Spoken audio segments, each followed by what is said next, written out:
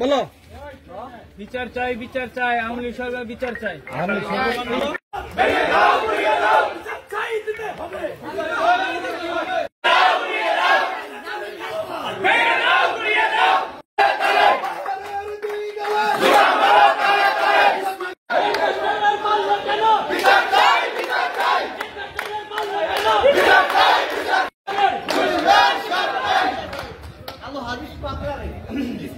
সাহেবের ছোট ভাই আসলো, আমাদের ওই যে কথা বলছে মুকুল ভাই আসলো, এরপরে সজীব, তারপরে আমাদের এই মুকুল ভাই ছিল দাতা সদস্য, আর ইউনিয়ন বিএনপির যে আহ্বায়ক উনি আসছেন। আসার পরে আমাকে একটু ডাক দিল, বললো যে স্যার একটু আসেন।